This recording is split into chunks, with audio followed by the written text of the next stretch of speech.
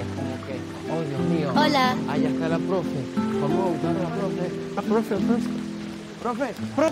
Profe, espere, no se vaya. Profe, espere, por favor, no se vaya. Profesora, nuestro proyecto. Diego, tu proyecto llega tarde. La fecha límite de entrega era esta mañana. Lo sentimos mucho, profe. Nos ha tardado tiempo en terminarlo. Por favor. Prometemos que la próxima vez entregaremos a tiempo. Parang kami lang ni Luna at kay anong college. Está bien.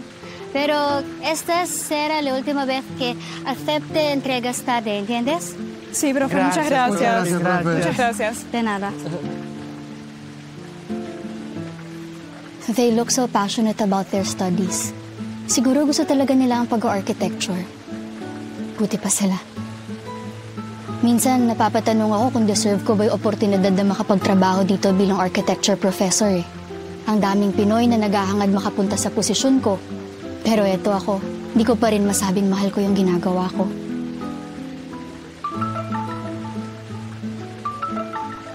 Hello? Dia, saan ka na? Paalisan ng university, papunta na. Bilisan mo. Andito kami sa cafe sa labas ng venue. Magsisimula na ang concert in an hour. Oo, sige. See you. Sinusubukan ko lang sumabay sa agos ng buhay kasi madalas wala naman akong plano.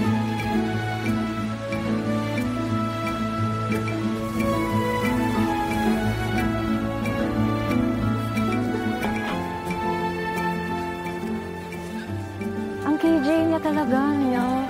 Ilan niyo ako? Uy, ayan na pala si Bia. O, yan na. Uy! Este libre, esta siya. Gracias. Anong gusto mo? Wait lang. Ha? Hindi, okay lang ako. Sorry ang tagal ko kasi yung estudyante ko eh. Kakaupo lang din namin eh. Huwag mo kami judge pag umiyak kami mamaya sa concert, Parang ready na kasi yung mga luha ko. Pag nakita ko siya at saka narinig ko yung boses niya, grabe. Feel ko tutulo na lang talaga siya. Walang problema kahit ako pa magbigay ng tissue sa inyo pampunas ng mga luha niyo. Boy, pero thank you at sumama ka kahit last minute yung yaya. Ito kasi si Gab at si Elena. Mahirap pilitin. Sorry, girls. Ibang Pinoy artist fave ko eh. Ako, ang dami kong deadline sa pagod na ako. Tulad ngayon, nag-go with the flow na lang ako sa trip ng mga kaibigan kong umattend sa concert na to. Hindi ko nga kilala yung artist eh. Pipi-play niya, kantahin niya yung yung my favorite movie. Favorite ko yun! OA naman na ito. Kapangalan lang siguro. Marami namang ganung song titles, di ba? Oo nga. Sorry na kung sobrang fan ako, Pero, sumandita tayo sa Espanya at hindi sa Pinas. Kaya nga, kung Pero sumama na lang din ako kasi gusto ko silang makabonding. Gusto kong makarelate sa mga bagay na gusto nila. Tingnan nyo, sobrang saya nilang dalawa dahil makikita na nila yung singer na to. Posible palang makaramdam ng ganyang excitement para sa isang artist.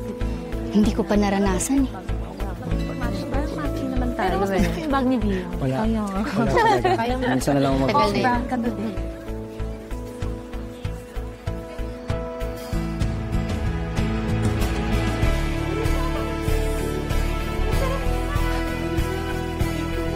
Kung tutuusin, hindi ko pa rin naman naranasan yung sobrang pagkahilig sa isang bagay o tao hanggang sa umabot sa puntong naiyak ako dahil dun.